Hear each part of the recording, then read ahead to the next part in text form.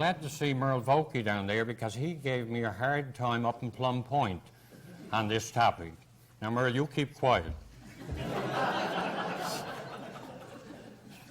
You're only on the planning committee.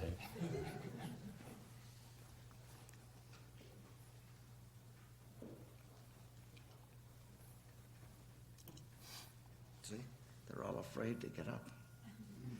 No, don't be. When you have a chance to read through the paper, you'll get a better chance to think about it because it's a lot to get hove at you at one point. What I'm trying to put across to you, however, very seriously, is there is a lot more going on in this province than people realize. If you listen to the CBC radio news, nothing happened at the Down NTA conference until Bill McKim. Until Bill McKim went head-to-head with Tom this morning. That's the first report they had. The television had, as you might expect, missed Sherman Stride's presentation that I referred to earlier completely, and had little clips talking about a nonsensical thing. If the system is afraid of being examined, the system is being examined and re-examined and over-examined, and we tore it apart as a joint DEC committee. And that report, I'm convinced, is going to form the basis of a lot of interdenominational cooperation to a degree that we haven't seen to this point. And I'm convinced, Art, that it will be a lot more than incremental change because the climate is ready for it. Well, I wouldn't question that at all, Bill, that maybe it won't be. But what I am saying is that there are some serious barriers, right? And that these are somehow going to have to be overcome. I stress back to something I said earlier, that to talk about, we talk about the success of interdenominational cooperation in this thing. The fact remains that fewer than 1/2% of the students in Newfoundland and Labrador are educated under joint service agreements. For all the talk, for all the whatever, that's the number of students we're talking about. So, I certainly applaud the efforts of the councils and whoever, right, to bring this about. But let's not look upon it as though it were going on everywhere, because it isn't going on everywhere. And the numbers that we're talking about are, in terms of the total population of school students, incidental. So let's recognize it for what it is. Now, what goes on in the future is another thing altogether. But recognize, to this point, today, what has been planned to this point is very real today. Tom, is the 1/2% anyway close to reality? That's twice now that's been used. I've never worked it out. There's no trouble to work it out. Well, what's it going to be 5 years' time, Art? What's it going to be 5 years' time based on what you heard today in the areas in which they're cooperating? You won't change it tomorrow. If the number of schools goes from 547, which it is today, to 450, which is going to be there, it'll take 10 years because of existing buildings. Well, then you're looking at a very different ball game in relation to number of students being educated in joint services. Not that that's the be-all and the end-all. Not that that's the ideal. There are many people in this province for which the ideal is and will continue to be a school of their own denomination, and they will continue in that situation. It's not true of the organization that I represent here today. It's not true, I'm sorry, it is true of the organization that I represent here today with variation. The variation being the quality of education to the young people and the right of a young person to have the complete education developed in all his faculties and the opportunity, if he or she so wishes, to go into any post-secondary institution. I mentioned that before. But there is clearly a class of people for whom schools of their own denomination, taught by their teachers, continues to be the ideal. And they have every right to continue that. They're in on the study, the Pentecostal denomination. Melvin Regular was with us on a monitor capacity in that study, contributed very much to it. Long ways to go yet, however. We're going to know in a month or so as to how the school boards will come down on these recommendations and how the three councils will come down. There's one thing, though, that you could add to all this, is that given the economic constraints, the downturn in the economy, and the financial plight of some of the school boards, right? The choices which are open to people is that people out throughout Newfoundland and Labrador may have to make some very serious choices. And the choice may very well be whether we're going to have integrated mathematics or whether we're going to have better mathematics. That may be the kind of choice. And if you're going to, it's all very well to say that everybody's entitled to this and everybody's entitled to that, and they're entitled to their religious, but in fact, some sacrifices may have to be made. And if they want to make sacrifices and say, right, we want integrated mathematics in whatever community X, fair enough. The choice is made, and you accept the program that you got, all right? But if you say, I want the best mathematics course, then you may have to engage in some kind of compromise. Sure, choices will have to be made. Sure, sacrifices will have to be made. I mentioned scarce resources. Let's take the ridiculous example of integrated mathematics and carry it further. How many angels dance on the head of a pin?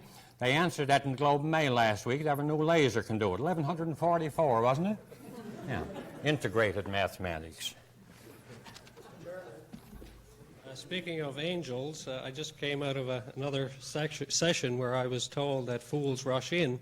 Well, this fool took his time, but he's here at the microphone.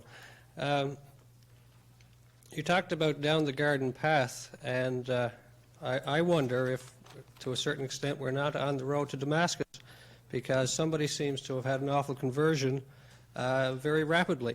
I've seen in communities where the grassroots people have been asking for quite some time for sharing of services between the denominations in their community rather than having community schools. And it's been the school boards themselves that have appeared, at least, to have been very resistant to that. Do the DECs now feel a great amount of pressure or a lot of change in the general populace? Is this why you are not willingly, I'm assuming, but responding to their requests? Not at all. That report that surfaced in January, remember I said started a year ago, eh? That committee was established a year ago. The community factor that you talk about is very real. And let's look around the province. Carbonear would rather have an integrated system rather than send their children up to Harbour Grace. That's what I meant when I said that community factors are stronger than, you saw what happened in Corner Brook as well, when the school boards attempted to combine schools within their own school boards, but because of the community school factor in that city. So no, there's no particular rush. I'm talking about a report that's been out in the province for a month now. I'm saying to you that because of the position which the councils and the school boards have, that they are likely to follow the principles and recommendations of that report. Can't be sure, however, but we'll know in another couple of weeks. Anyone else? Do you have anything you would like to add to about integrated mathematics, Bill? Now, I left one of Tom Pope's classes one time at Memorial. He's going to leave mine now? No? Oh, no. He's coming up.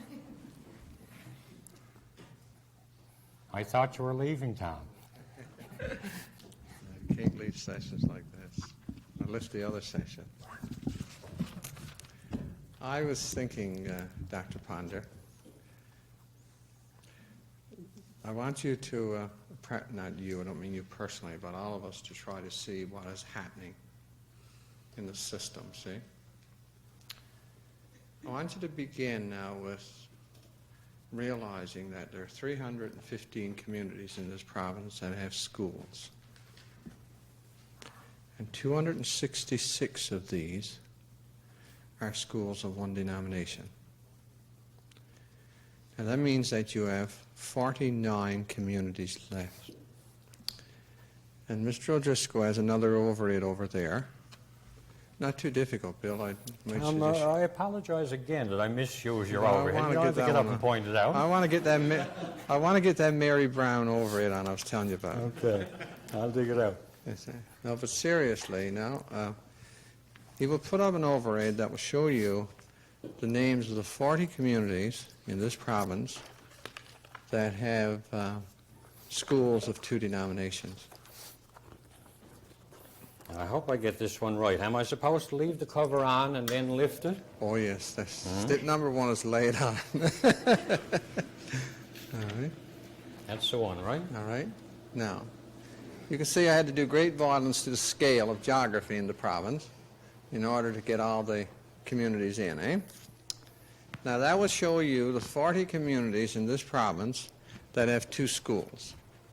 6 of these, the little star is missing from Pasadena, are joint service arrangements of different types.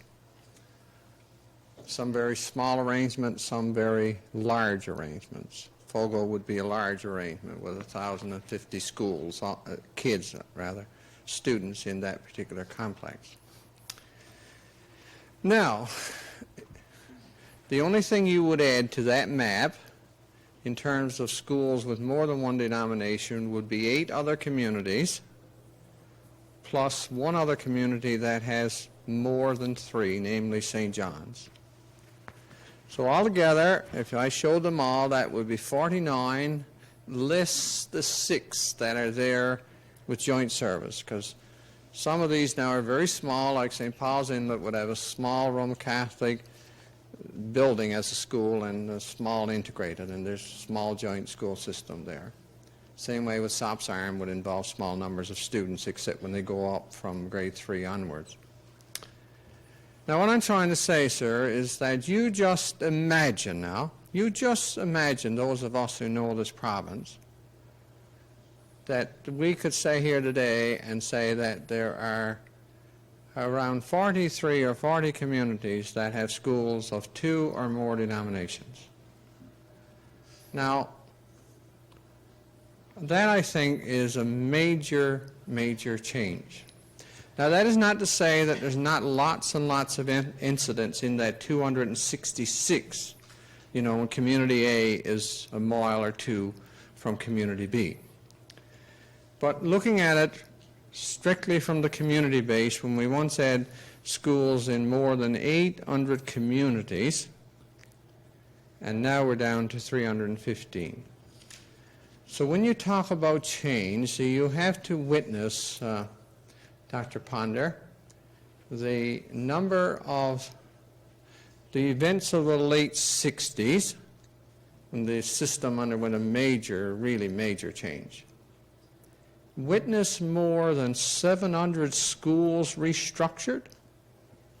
Now, there's been nothing in this province that have come close to 700 being restructured. Closed out, consolidated, joint services, or what have you. Witness the change in the number of boards. 309 one time, 284 another time, 35, likely to be 29, 25 in 5 years. Enrollments keep going as they're going. It'll be in the range of 20 to 22 by the end of this present decade. Now, I am suggesting, sir, that a lot of these kinds of steps were necessary before you can move along to a next step. You kind of have to work your way along. I'm sure you do in terms of thinking, maturing, to where you move into cooperative endeavors, we like to call it.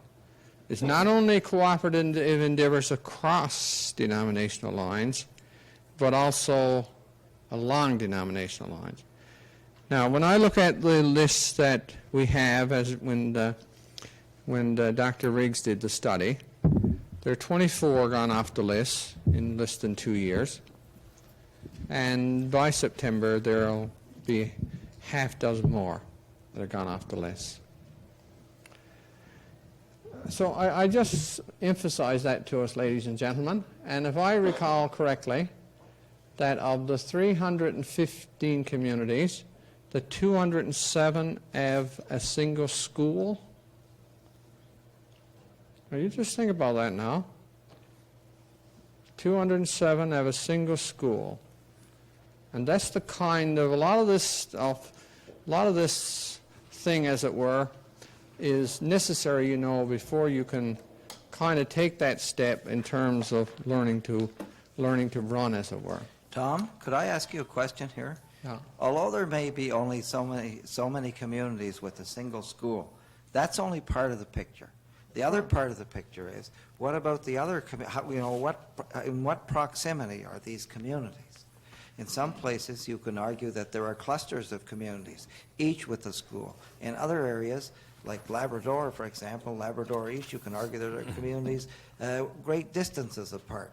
So that to say that there are this number of communities with single schools is a bit misleading in the context that you've used it, unless you put in the other part of the other piece of information. Okay, I can cover them all. Yes, add what I said, I can Tom, cover the them 10, all. the 10 miles and the 30 right. miles that you helped me That's out right. with.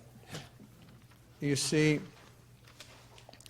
it's not misleading. I'm only putting it in the context of that we once had once meaning 20 years ago, 1,266 schools. That's what once means. So I look at 315 as a significant change. Now, you would mention individual communities, like, say, in Labrador. The little sketch there would show you that there's one small community along the old Labrador coast that has 2 schools, and that's Port Hope Simpson. Pentecostal people have a nice school in Port Hope Simpson. We have a very small school in Port Hope Simpson, and we would certainly hope that that is about to change. But see, there are 55 of the isolated type schools that are beyond the 10 kilometers and beyond the 30 kilometers. In fact, there are 55 that are what one would call isolated schools, that these small schools must remain. And it works its way up to 76 if you say, well, some of them perhaps just stretch a few kilometers here or miles here, depending on the terrain and so on, that they can come. So I only present that to you not as we having arrived. This is only where the system is. As Bill is saying, that we would believe that the system will change another 100 schools.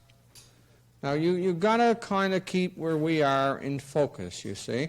For example, New Brunswick would have 42 school boards, 27 Anglophone, 15 Francophone. It would have about 440 schools, but it has a different approach to schools. It has they perceive school size much different than we do. You know, Fredericton High School, for example, has 79 classrooms in it. You know, that's the difference in perception of size, and so on. So you kind of compare where we are with others in terms of that. All right, thank you very much, Dr. Pope. Is there any other comment before we wrap up here? All right, I'd like to thank... Could I apologize again to Tom Pope for not using his favorite overhead? And could I say, I don't know if it's the road to Damascus or not, but if you call what has happened in this province in the last 17 years bits and pieces and incremental, then you better look at some of the events that occurred. I would suggest to you the next 5 years it's going to be a much more active course. I don't know for sure, but if the recommendations of the report to which I referred and summarized briefly are accepted by the bodies, well then we're going to see some much more substantial change. It's not a question of where we are, it's a question of where we've come from, it's a question of where the people want us to go. It's a question of how best can we serve the young people in whose interests we work. All right, thanks very much, Bill, and I'd like to extend the thanks of the group to Bill O'Driscoll from the Catholic Education Council, and for the rest of you for coming and listening to, if not informative, at least spirited interaction. I hope informative as well.